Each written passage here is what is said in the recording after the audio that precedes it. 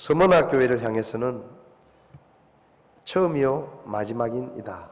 그리고 전에 죽었다가 지금 살아있는 이다. 이렇게 말씀하시면서 예수님이 곧 하나님이시고 또 사람의 죄를 위해서 십자가에 죽으시고 부활하신 하나님의 구원자라는 것을 분명하게 말씀해 주셨습니다. 또 버가모 교회를 향해서는 양날 달린 날카로운 검을 가진 이다 라고 하시면서 하나님은 예수 그리스도는 말씀하시는 분이시다. 그래서 예수님의 말씀이 우리의 삶에 생명을 주기도 하고 또 멸망당하는 사람들에게는 심판의 근거가 된다라고 말씀을 드렸습니다. 또 두아디라 교회를 향해서는 불꽃 같은 눈과 정제된 녹 같은 발을 가진 이다. 이렇게 말씀하시면서 자신이 사람의 모든 것을 살피시고 또 결국 마지막에 사람의 행위들을 심판하시는 그런 분이다 하는 것을 말씀하셨습니다. 오늘 이 사대 교회를 향해서는 주님께서 예수 그리스도께서 자신을 하나님의 일곱 영과 일곱 별을 가진 이가 이것들을 말한다 라고 말씀하시면서 하나님의 일곱 영을 가진 분이다. 또 일곱 별을 가진 분이다. 이렇게 말씀하십니다. 일곱 별을 가졌다는 얘기는 앞에 말씀드린 것처럼 일곱 교회의 목회자들을 주님께서 세우시고 또 다스리시고 심판하시는 그런 분이시라는 것을 말씀하신 것입니다. 여기 보면 처음으로 하나님의 일곱 영이다 라는 표현이 나오는데 여기 나오는 일곱 영은 성령을 말합니다. 성령. 다른 성경에서는 성령을 그냥 성령이라고 혹은 하나님의 영이다 이렇게 표현을 했는데 유독 이 요한계시록에서는 성령을 이야기할 때 성령이라는 말과 또 하나님의 일곱 영이라는 이 말을 이렇게 번갈아 가면서 쓰고 있습니다. 그래서 요한계시록을 보면 성령을 하나님의 일곱 영이다 라고 말씀하신 구절이 본문뿐만 아니라 몇 번 나오는데 1장 4절을 보면 그분의 왕좌 앞에 계신 일곱 영이다 이런 표현이 있고요. 4장 5절에는 왕좌 앞에 타는 일곱 등불들이 하나님의 일곱 영이다 이렇게 말씀하고 5장 6절에서는 어린 양께 일곱 뿔과 일곱 눈이 있었는데 이것들은 온 땅 안으로 보내어진 하나님의 일곱 영이다 이렇게 말씀합니다. 요한계시록을 보면 일곱이라는 숫자가 많이 나옵니다. 교회도 일곱 교회고 또 목회자도 일곱 별 이렇게 표현하고 있죠. 또 심판을 하실 때도 일곱 봉인, 또 일곱 대접, 일곱 나팔 이렇게 일곱이라는 숫자가 많이 나옵니다. 오늘 본문은 성령을 또 일곱 영이다 이렇게 표현을 했는데 왜 요한계시록에 일곱이라는 숫자가 많이 나오는가 하면 이 히브리 문화권에서는 일곱이라는 숫자가 완전한 숫자입니다. 그래서 일곱 교회다 그러면 그 당시에 교회가 일곱 개만 있었다는 얘기가 아니고 교회는 완전한 교회다 하고 주님이 말씀하신 것이고 또 여기 일곱 영이라는 것도 하나님의 영이신 성령은 완전한 영이시다. 그런 의미로 일곱 영이라고 말씀을 하신 것입니다. 이사야 11장 2절을 보면 이 성령에 관해서 말씀하실 때 일곱 가지로 성령을 표현합니다. 11장 2절을 보면 주의 영, 곧 지혜와 명철의 영이요 계략과 능력의 영이요 지식과 주의 두려움의 영께서 그 위에 머무시며 하고 쓰고 있는데 여기 이사야 11장은 예수님에 대한 예언의 말씀입니다. 하나님의 아들이신 예수님께서 이 세상에 사람의 몸을 입고 태어나신다. 근데 그 사람의 몸을 입고 태어나신 예수님이 사람의 몸을 가지고는 사람의 이 본성을 가지고는 하나님이 맡기신 일을 이룰 수 없기 때문에 하나님의 성령께서 예수 그리스도에게 임하셔서 그 성령께서 예수님을 인도하시고 도우셔서 예수님이 구원자로서의 사명을 감당하게 하실 것이다 하는 것이 이 이사야 11장의 예언의 말씀입니다. 이 예언은 예수님이 태어나기 700년 전에 예언된 말씀입니다. 그러니까 예수님이 태어나기도 전에 예수님이 태어나시는데 그분에게 성령이 임하시고 성령의 도우심으로 그분이 주님이 맡기신 사역을 완수할 것이다 라고 예언하셨는데, 이 예언의 말씀이 마태복음 3장을 보면 예수님께서 나이 30이 되셔서 이제 본격적으로 구원자로서의 사역을 시작하실 때 침례 요한에게 침례를 받으십니다. 근데 그 침례 요한에게 침례를 받는 장면을 마태복음 3장을 보면 이렇게 기록해 놓았습니다. 16절부터 예수님께서 침례를 받으시고 곧바로 물속에서 올라오실 때 보라, 하늘들이 그분께 열렸으며 또 하나님의 영께서 비둘기같이 내려와 자기 위에 내려앉는 것을 그분께서 보시더라. 예수님께서 이제 본격적으로 그분의 사역을 시작하실 때 처음으로 하신 것이 침례를 받는 것이었습니다. 그리고 그 침례를 받으실 때 하나님의 영이신 성령께서 예수님에게 내려왔고, 그때부터 그 성령께서 예수님과 함께 하시면서 그분의 사역을 돕고 그분의 사역을 이루는데 예수님을 인도하셨습니다. 그래서 누가복음 4장 14절을 보면 예수님께서 성령의 권능을 입고 갈릴리로 돌아오셨다라고 말씀합니다. 다시 말하면 예수님께서 나이 30에 하나님이 보내신 구원의 사역을 시작하실 때 성령이 예수님에게 임하셨고, 그 성령의 권능을 힘입어서 예수님께서 수많은 기적들을 행하시고 또 십자가의 죽으심과 부활까지 구원자로서의 사역을 완성하셨다라는 말입니다. 예수님도 누가복음 4장 이 금방 성령을 권능을 입고 갈릴리로 돌아오셨다는 이 구절 다음에 나사렛에 오셔서 회당에 들어가셨는데, 그 회당에서 그 회당에 쉽게 말하면 회당을 관리하는 사람이 예수님이 앞에 서시니까 예수님에게 하나님의 말씀을 읽도록 성경을 주셨는데, 그때 예수님이 읽으신 말씀이 이사야서의 말씀이었습니다. 그리고 그 내용은 여기 18절부터 보면 주의 영께서 내게 임하셨으니 이는 그분께서 내게 기름을 부으사 가난한 자들에게 복음을 선포하게 하셨기 때문이라. 그분께서 나를 보내신 것은 마음이 상한 자들을 고치며 포로된 자들에게 구출을, 눈먼 자들에게 다시 보게 함을 선포하고 상처 입은 자들을 자유롭게 하며 주의 받아주시는 해를 선포하게 하려 하심이라 하였더라. 이사야서에 예언된 이 말씀을 예수님이 읽으시면서 주의 영이 내게 임했고 내가 그 영을 힘입어서 구원자로서의 사역을 하게 될 것이다라는 것을 말씀하십니다. 예수님께서 여러 교회에 말씀을 하실 때마다 자신의 모습을 조금 다르게 표현하셨는데, 이 사대교회를 향해서는 예수님이 성령을 가지고 계신, 성령을 주시는 분으로 자기 자신을 묘사하고 계십니다. 왜냐하면 사대교회가 지금 처해 있는 형편이 여기 말씀처럼 1절에 내가 내 행위를 아노니 내가 살아있다는 이름은 가지고 있으나 죽었다. 사대교회는 교회라는 이름은 있었습니다. 그리고 분명히 말씀을 통해서 구원받은 성도들이 모이는 교회였습니다. 그런데 중요한 것은 그 교회가 간판도 있고 이름도 있고 사람들이 모이고 있었지만 그 교회가 실상으로는 죽어있는, 아무런 능력이 없는, 아무것도 할 수 없는 그런 죽은 교회였다라고 주님이 말씀하십니다.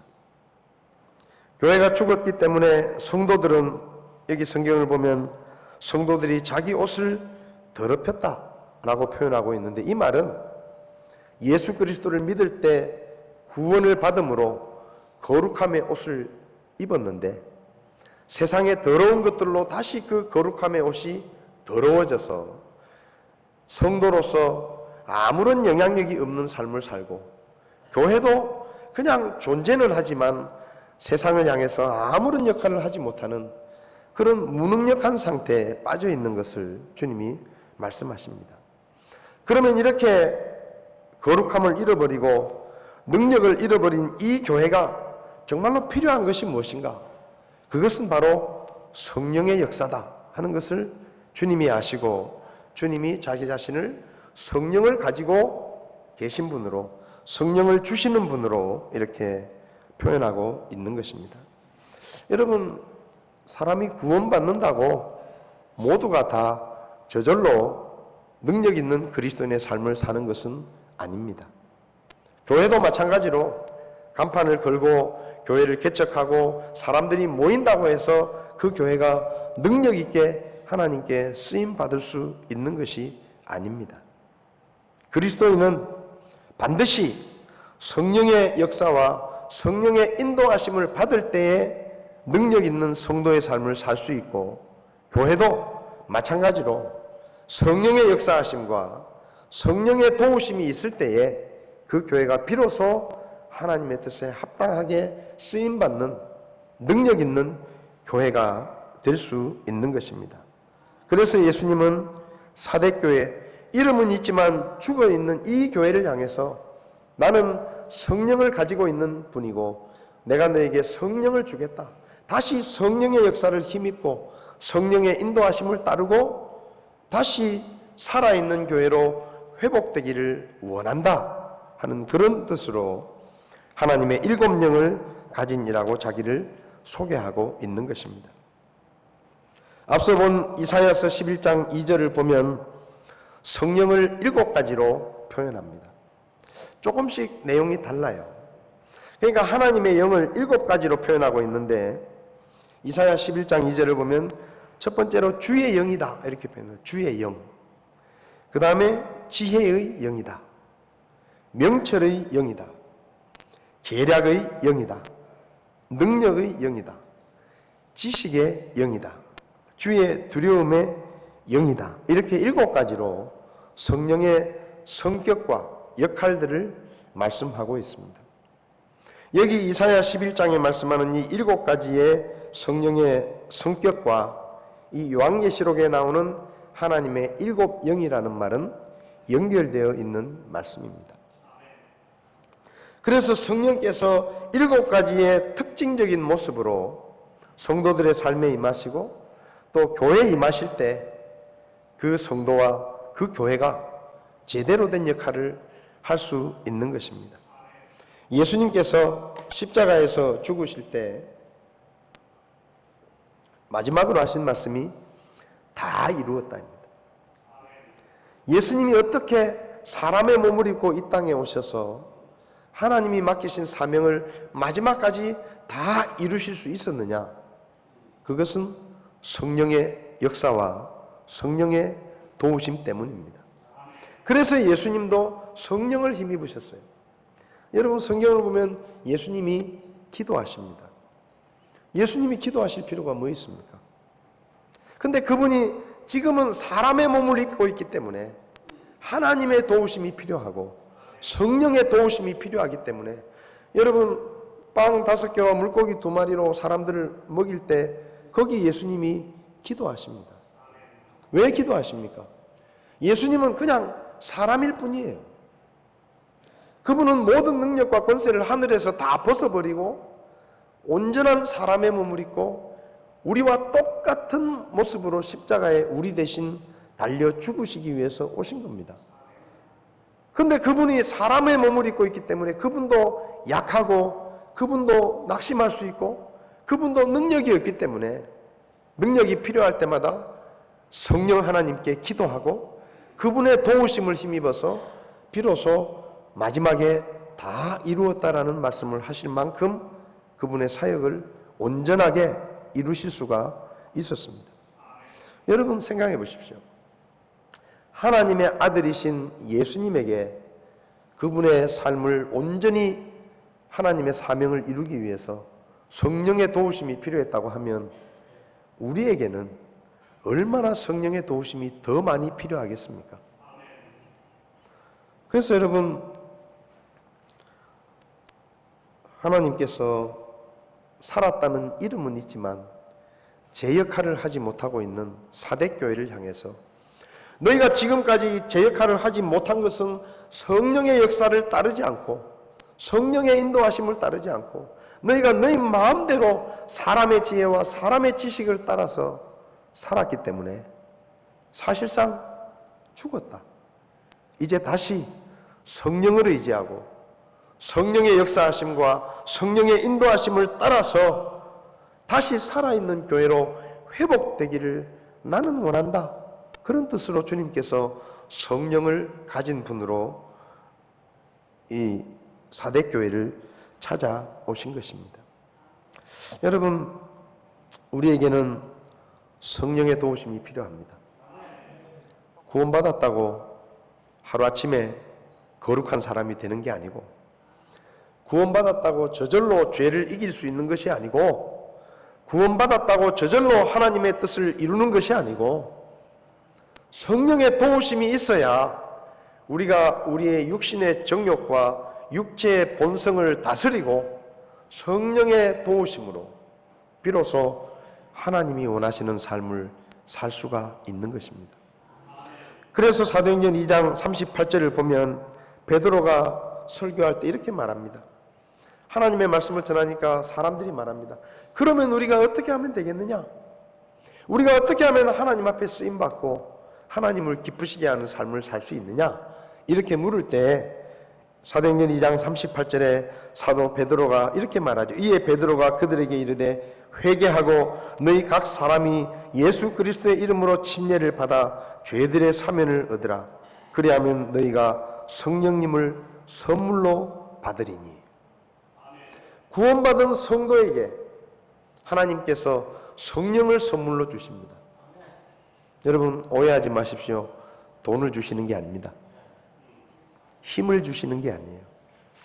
인간적인 능력이나 세상의 지혜를 주시는 게 아니에요. 성령을 선물로 주십니다. 왜요? 아무리 구원받은 그리스도인이라도 성령의 도우심과 성령의 역사하심이 없으면 하나님의 뜻을 알지도 못하고 하나님의 뜻을 이루는 삶을 살 수가 없기 때문에, 또 주님 앞에 서는 날까지 믿음을 지키며 살 수 없기 때문에 하나님은 구원받은 성도에게 성령을 선물로 주시고 그 성령이 우리 안에 들어오셔서 우리가 주님 앞에 서는 날까지 우리와 함께 계시고 우리를 도우시고 우리를 가르치고 우리를 인도하시는 것입니다. 성령은 우리에게 어떤 의미가 있습니까? 앞서 말씀드린 것처럼 이사야서 11장 2절을 보면 7가지의 성령의 특징이 나옵니다.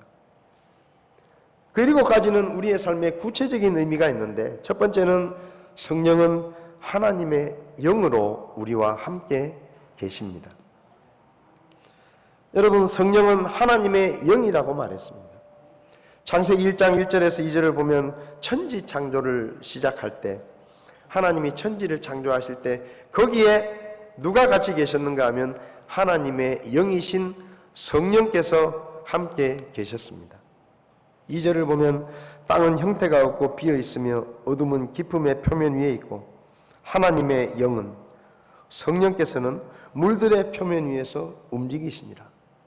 천지 만물을 창조하실 때 성령 하나님께서 하나님과 함께 계셨는데, 이 말은 바로 하나님의 영이신 성령님이 삼위일체 하나님 중에 한 분이시고 그분이 바로 하나님이시라는 것을 우리에게 말씀하는 것입니다. 그래서 우리가 예수님을 믿고 구원받으면 하나님이 우리에게 성령을 선물로 주시고 우리가 그 성령을 받아들이면 그 성령이 우리 안에 들어와서 함께 계시는데, 그 성령이 누구시냐? 바로 하나님이십니다. 그래서 고린도전서 3장 16절에서 사도 바울이 고린도 교회 성도들을 향해서 이렇게 말합니다. 너희가 하나님의 성전인 것과 하나님의 영께서 너희 안에 거하시는 것을 너희가 알지 못하느냐? 하나님의 영이 너희 안에 있는데 그 성도들을 향해서 하나님의 성전이라고 말합니다. 다시 말하면 하나님의 영이 바로 하나님이시기 때문에 그분을 담고 있는 모든 성도들은 하나님의 성전이다 라고 말씀합니다. 여러분, 우리 안에 누가 계시는가 하면 하나님이 계십니다. 근데 이걸 우리가 너무 잘 잊어버려요. 여러분, 우리 안에 누가 계신다고요? 천지 만물을 말씀 한마디로 창조하신 전능하신 하나님이 우리 안에 계시고 우리와 함께 계십니다. 떠나지 않으십니다. 버리지 않으십니다. 근데 우리는 어때요? 우리 안에 전능하신 하나님이 계시다면, 정말로 살아계신 하나님이 우리 안에 계신 것을 우리가 정말로 안다고 하면, 그것이 사실이라고 하면 이 세상에 우리가 두려워할 일이 뭐 있습니까? 하나님이 함께 계시는데 우리가 걱정할 일이 뭐가 있어요? 하나님이 함께 계시는데. 우리가 불안해할 일이 뭐가 있습니까? 하나님이 함께 계시는데. 근데 우리는요, 너무 자주 두려워하고 불안해하고 염려합니다. 왜요? 우리 안에 하나님이 계신다는 것을 잊어버리는 거예요. 제자들이 배를 타고 가다가 예수님이 배 안에 잠들어 계시는데 풍랑을 만났습니다. 제자들이 인간적인 방법으로 물을 퍼냅니다. 어찌하든지 살아보려고 몸부림을 칩니다. 근데 도무지 어떻게 할 수가 없어요, 더 이상. 그래서 잠들어 계신 예수님을 깨웁니다. 그러면서 이렇게 말합니다. 예수님, 우리가 죽게 되었는데 예수님은 어떻게 그냥 주무십니까? 여러분, 그 말이 무슨 말인지 아세요? 예수님이 같이 계시지만 그분이 주무시고 계시면 이 배가 침몰할 수도 있겠다라는 걱정입니다. 근데 여러분, 예수님이 아무리 잠들어 계신다고 예수님이 타고 계신 배가 침몰해가지고 제자들이 다 죽겠습니까? 안 죽습니다. 예수님이 계신 배가 절대로 침몰하지 않습니다. 근데 제자들은 뭐예요? 주무시니까 걱정하는 거예요. 여러분, 우리 안에 계신 하나님은 우리가 생각하는 것만큼 작은 하나님이 아닙니다. 우리가 생각하는 것만큼 보잘것없는 분이 아닙니다. 그분은 전능하신 하나님이십니다. 그분이 우리 안에 계십니다. 그런데 왜 우리가 걱정하고 염려합니까? 그분이 우리에게 뭐라고 말씀하셨죠? 너희 염려를 다 주께 맡겨버려라. 이는 저가 너희를 권고하십니다. 여러분, 그 말을 이 세상에 아무도 할 수 없는 말입니다. 누가 우리에게 너희 염려를 다 나에게 맡기라고 말하겠습니까? 삼성그룹의 회장이라도 우리한테 그런 말은 못합니다. 자기도 지금 들어누워 있잖아요. 자기 문제도 해결 못하면서 남에게 어떻게 너희 염려를 다 나에게 맡기라고 말합니까? 절대 못합니다. 누가 그 말을 하실 수 있느냐? 하나님만이 하실 수 있습니다. 근데 그 하나님이 그 말을 누구에게 하시느냐? 저와 여러분들에게 하십니다. 왜요? 우리 안에 계시니까. 우리 안에 함께 계시니까. 걱정할 필요 없다. 내가 같이 한다. 내가 함께 한다. 뭘 두려워하느냐? 두려워하지 마라. 염려하지 마라. 제발 좀 그렇게 사십시오. 여러분 안에 성령 하나님이 계신다고 믿는다고 하면 두려워하지 마십시오. 염려하지 마십시오. 좀 걱정되는 일처럼 보이고 좀 힘든 일이 생긴 것처럼 보이면 걱정하지 말고 여러분 안에 계신 성령 하나님을 불러서 하나님, 제가 이래요. 제 형편이 이래요. 그런데 하나님이 다 해결해 주실 거죠? 믿습니다. 모든 것이 합력해서 선을 이룬다고 하신 하나님, 저는 믿습니다. 그러니 제가 믿음이 없어서 염려하고 두려움에 빠지지 않도록 저에게 믿음을 주십시오. 그렇게 기도하면 되는 겁니다. 걱정하고 염려하고 안달 못해가지고 막 초조해하고 불안해할 게 아니고, 그건 하나님이 없는 사람들이 하는 거예요. 근데 우리 안에 전능하신 하나님이 계시잖아요. 여러분 지갑에 마음대로 쓸 수 있는 1억이 있다고 하면 얼마나 우리 마음이 지금보다 훨씬 더 편해지겠습니까? 그렇지 않습니까? 전세금 2천만 원 올려달라 그러는데 어떡하지? 수술하는데 3천만 원 든다는데 어디서 돈을 구하지? 애가 이제 대학에 합격했는데 학비가 없는데 어떡하지? 그런 걱정점은 여러분 지갑에 지금 당장 마음대로 쓸 수 있는 1억만 있어도 덜어버릴 수 있는 걱정입니다. 덜어버릴 수 있는 걱정이에요. 신경 안 써도 되는 걱정이에요. 우리에게 1억만 있어도 덜어버릴 수 있는 염려와 걱정들이 많은데, 하물며 우리 안에 전능하신 하나님이 계시는데 우리가 뭘 걱정해야 됩니까? 왜 걱정을 합니까? 걱정 근심 벗어놓고 다 함께 차차차.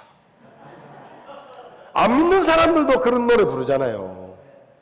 근데 우리 안에 하나님이 계시는데 왜 우리는 아직도 염려하고 두려워하고 걱정하냐 이 말이에요. 근심을 털어놓고 다 함께 할렐루야. 걱정을 털어놓고 할렐루야 아멘. 그런 노래를 불러야 돼요. 우리가 불러야 돼요. 안 믿는 사람들은 그런 노래 부르면서 춤을 추면서 신나게 노는데, 하나님이 계신 우리가 근심 걱정하면서 살면요, 그건 정말 하나님 앞에 잘못하는 겁니다. 하나님을 무시하는 거예요. 여러분 안에 하나님이신 성령께서 계심을 믿고 담대하게 사시기 바랍니다. 힘든 일이 있거든 인상 쓰지 말고 기도하십시오. 어려운 일이 생기면 두려워하지 말고 하나님께 고하십시오. 믿음을 고백하십시오. 그러면 하나님이 그분의 뜻대로 가장 좋은 길로 우리를 인도해 주실 것입니다. 두 번째로, 성령은 우리에게 지혜와 명철을 주십니다. 성령은 지혜의 영이고 명철의 영이십니다. 지혜는 히브리어로 호크마라고 하는데, 이 호크마란 말은 우리가 살아가는 데 필요한 모든 지혜를 말합니다. 태어나서 죽는 순간까지 우리가 무엇을 하든지 필요한 지혜를 말합니다. 자기가 가진 직업을 잘 완수할 수 있는 지혜를 말하고, 나라를 다스리는 자들에게 정치를 잘할 수 있는 지혜를 말하고, 시간을 바르게 사용하는 지혜를 말하고, 말을 신중하게 할 수 있는 언어 생활에 필요한 지혜를 말하고, 우리의 삶의 모든 영역에 필요한 지혜들을 말합니다. 이 지혜들이 어디서 오느냐? 학교에서 오는 게 아닙니다. 성령 하나님으로부터 옵니다. 그리고 그 지혜들은 우리로 하여금 하나님을 향하게 합니다. 세상의 지혜는 돈을 향하게 합니다. 세상의 지혜는 권력을 향하게 합니다. 세상의 지혜는 성공을 향하게 합니다. 그러나 하나님의 지혜는, 성령의 지혜는 하나님을 향하게 하고 하나님을 바라보게 만들고 죄를 피하는 것으로 우리를 거룩하게 하는 것이 바로 이 성령의 지혜입니다. 또 명철은 히브리어로 삐나라고 하는데, 이 명철은 뭐냐? 어떤 일을 하든지 모든 것을 이해하고 올바르게 행동할 수 있는 능력을 말합니다. 여러분, 우리가 어떻게 올바른 선택을 할 수 있느냐? 사람의 지혜로 올바른 선택을 하지 못합니다. 그래서 주식 투자하다가 망한 사람이 천지에 있는 것입니다. 자기 딴에는 똑똑해요. 자기 딴에는 다 아는 것 같아요. 그래서 분명히 이것이 맞다고 선택을 합니다. 그런데 사기를 당하고 실패를 하는 겁니다. 왜요? 사람의 지혜는 완전하지 못해요. 그러나 성령의 지혜는 완전한 것이기 때문에 우리로 하여금 모든 것을 옳고 그른 것을 분별하게 하고 악에 빠지지 않게 하고 하나님의 뜻대로 살 수 있게 해주는 것이 바로 성령이 주시는 명철함입니다. 그래서 성경은 이렇게 말합니다. 너희 중에 어떤 사람이 지혜가 부족하면 학교에 가서 더 배워라. 똑똑한 선생에게 가서 물어라. 그렇게 말하지 않아요. 너희 중에 누구든지 지혜가 부족하거든 모든 사람에게 너그러이 주시고 꾸짖지 아니하시는 하나님께 구하라. 어디로요? 하나님께 구하라. 지혜가 부족하면 하나님께 구해야 됩니다. 성령 하나님께 지혜와 명철을 구해야 되는 겁니다. 야고보서 3장을 보면 세상의 지혜와 사람의 지혜는 시기와 다툼, 혼란과 악한 일들을 일으키고 자기 자랑과 거짓을 가져오지만 위로부터 난 하늘의 지혜, 성령의 지혜는 온유함과 선한 행실, 화평과 부드러움, 너그러움, 긍휼과 선한 열매, 차별과 위선이 없는 삶을 살게 한다고 말씀합니다. 여러분, 이 세상은요, 어리석은 사람들 때문에 문제가 생기는 것이 절대 아닙니다. 나름대로 많이 배웠다는 사람들, 똑똑하다는 사람들 때문에 문제가 생겨요. 어리석은 사람들은 그 뒤치다꺼리 합니다. 사고는 누가 칩니까? 똑똑한 사람들이 쳐요. 좋은 대학 나온 사람들이 칩니다. 우리나라도 보십시오. 나름대로 똑똑하다고 생각해가지고 이런 정책 저런 정책 다 벌려놓고 돈을 갖다 쓰고, 근데 나중에 그게 실패하면요, 안 똑똑한 우리가 세금 더 내야 되고 뒤치다꺼리 해야 되는 거예요. 여러분, 전쟁이 누구 때문에 나는지 아세요? 저 밑에서 자기 역할에 충실하고 있는 병사들 때문에 나는 게 아닙니다. 다 많이 배웠다고 나름대로 전략을 잘 안다고 생각하는 위에 똑똑한 장군들 때문에 전쟁이 일어나는 거예요.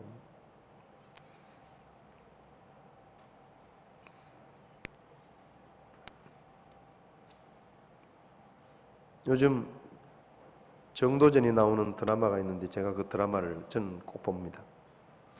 그 드라마에 멋진 대사가 나오더라고요. 전쟁은 높은 사람들이 결정해서는 안 되는 것입니다.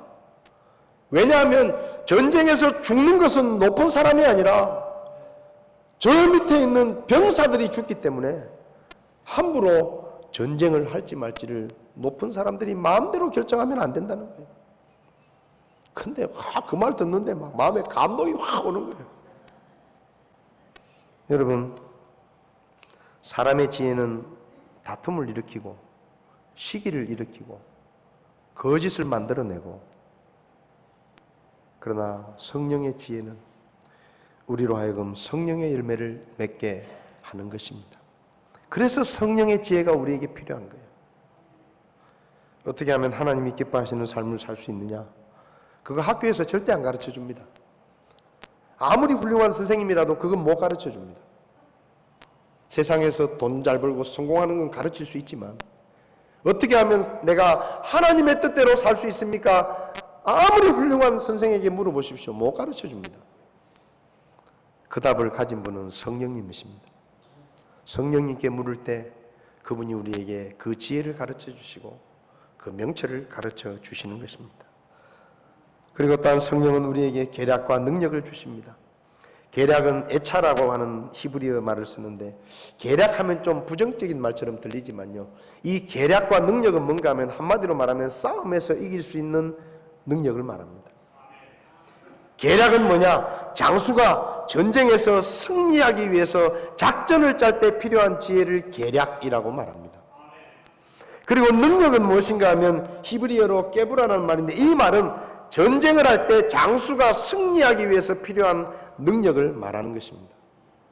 다시 말하면 성령이 주시는 계략과 능력이 우리에게 왜 필요한가 하면 우리의 대적인 마귀와 싸워 이기기 위해서 성령의 계략과 능력이 우리에게 필요한 겁니다.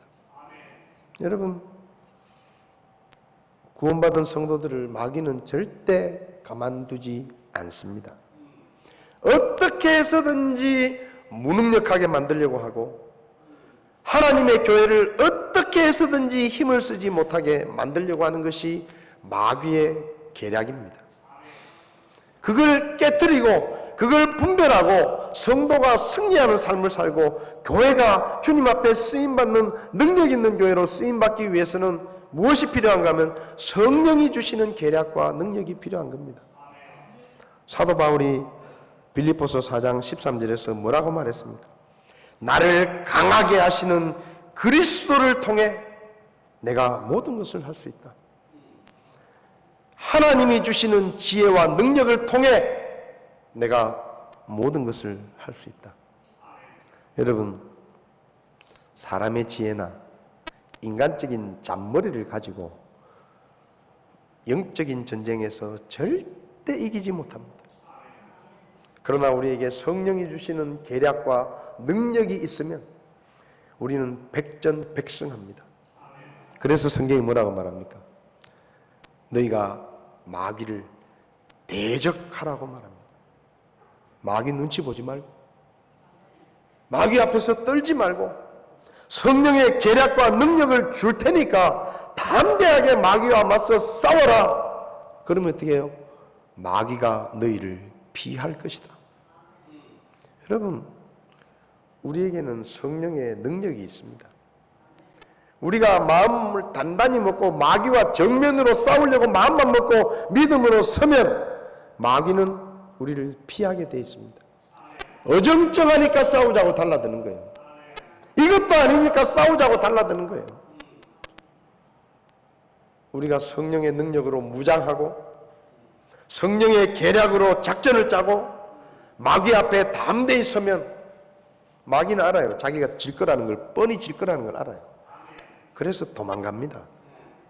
근데 우리가 뭐 잔머리 굴리고요, 인간적인 방법으로 사람의 능력으로 뭐 해보려고 그러면요 백전백패예요. 성령의 능력을 힘입어서 승리하시기 바랍니다. 마지막으로 성령은 지식의 영이고 주를 두려워하는 영이기 때문에 하나님을 알게 하고 그 알게 된 하나님을 두려워하게 만듭니다. 지식은 따뜻한데 이 말은 실제적으로 경험해서 안다라는 말입니다. 여러분, 성경에 있는 하나님을 아무리 많이 알아도 그 하나님을 직접 내 삶 가운데 경험하고 체험해서 알지 못하면 그 지식은 아무것도 아닙니다. 전능하신 하나님 알면 뭐합니까? 나한테는 하나도 전능하지 않은데. 홍해를 가르신 하나님을 알면 뭐예요? 내 삶에 시냇물도 못 가르치는데, 내가 경험하지 못하는데. 여기서 하나님을 아는 지식은 경험에서 나오는 지식을 말합니다. 우리가 경험으로 하나님을 알아야 하나님을 제대로 알게 되고, 하나님을 알게 되면요 하나님을 두려워하지 않을 수가 없습니다. 하나님을 어설프게 하니까 하나님을 만만하게 보죠. 하나님을 어설프게 하니까 하나님 앞에 함부로 살지요. 하나님을 어정쩡하게 하니까 하나님의 말씀을 무시하고 내 맘대로 살지요. 하나님이 어떤 분이신지를 정확하게 알아보십시오. 그분 앞에 서면요 오금이 저립니다. 그분 앞에서 눈동자도 움직이지 못합니다. 그분이 말씀하시면 제 생각에는요 그 말 절대 못합니다. 그분이 말씀하시면 아멘 하게 되는 거예요. 왜? 그분이 얼마나 크고 위대하신 분인지를 내가 아니까. 근데 잘 모르니까 하나님 앞에서 바락바락 대들기도 하고, 하나님이 죽으라고 말씀하시는데도 죽으라고 안 듣고 내 맘대로 살고, 그렇게 사는 거 아닙니까? 그래서 고린도전서 12장에서 사도 바울은 하나님의 영으로 말미암지 않고는 아무도 예수님을 주라고 말할 수 없다. 하나님의 영이 아니면 하나님을 알지도 못하고 하나님이 무슨 일을 하셨는지도 모르고 예수님이 어떤 분이신지도 모른다. 그래서 하나님의 영을 통해 하나님의 깊은 것을 깨닫는 하나님을 아는 지식을 얻게 되고, 하나님을 알면 알수록 그분이 얼마나 더 크신 분인지를 알게 되고, 그분이 얼마나 크신지를 아는 만큼 우리는 그분을 두려워하게 되고, 여기 두려움은 공포의 대상이란 말이 아닙니다. 하나님을 무서워한다는 말이 아니에요. 여러분, 모를 때 무서워요. 자식들이 아버지가 무서운 이유가 뭡니까? 아버지의 진심을 모르니까 무서운 거예요. 근데 아버지의 진심을 알면 아버지를 두려워하게 되지 무서워하지 않습니다. 무서움과 두려움은 다릅니다. 무서움은 나를 해칠까 걱정하는 거예요. 그러나 두려움은 그 진심을 알기 때문에, 내가 잘 되길 바라는 마음을 알기 때문에 잠시 그분이 하는 것이 무섭지만 그분을 존경하는 것을 말합니다. 하나님을 알면 알수록 그분을 존경하게 되고, 그분이 나보다 엄청나게 크신 분이라는 것을 알기 때문에 저절로 그분 앞에 고개가 숙여지고, 저절로 그분을 존중하게 되고, 저절로 그분이 말씀하시는 것은 귀담아 듣게 되고, 그분이 말씀하시면 그냥 듣게 되는 것이 바로 여기서 말하는 두려움입니다. 그래서 이것을 경외라고 번역합니다. 경외. 여러분, 사람의 지식은 하나님을 아는 것부터 시작됩니다. 하나님을 모르면요, 아무것도 모릅니다. 수학은 알고 물리는 알지만 하나님을 모르면요, 내가 어디서 왔는지도 모릅니다. 내가 왜 살아야 되는지도 모릅니다. 내가 무엇을 위해서 살아야 되는지도 모릅니다. 내가 죽으면 어떻게 되는지도 모릅니다. 그래서 마음대로 살아요. 마음대로 삽니다. 왜요? 하나님을 두려워하지 않으니까. 근데 하나님을 알면 두려워집니다. 함부로 못 살아요. 그분이 말씀하시면 함부로 그분 앞에서 내 맘대로 살겠다고 고집 못 부립니다. 왜요? 너무너무 잘 아니까.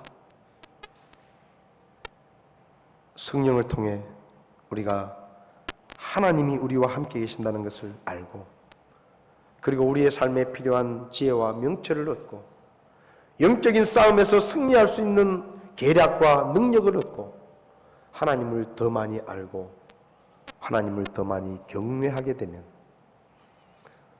이름밖에 없는 사대교회가 다시 회복되어서 하나님 앞에 쓰임받는 교회가 될 수 있고, 우리가 하나님께 쓰임받는 성도가 될 수 있고, 우리 교회가 하나님 앞에 영광을 돌리는 능력 있는 교회로 세상 가운데서 주님의 빛을 발할 수가 있는 것입니다.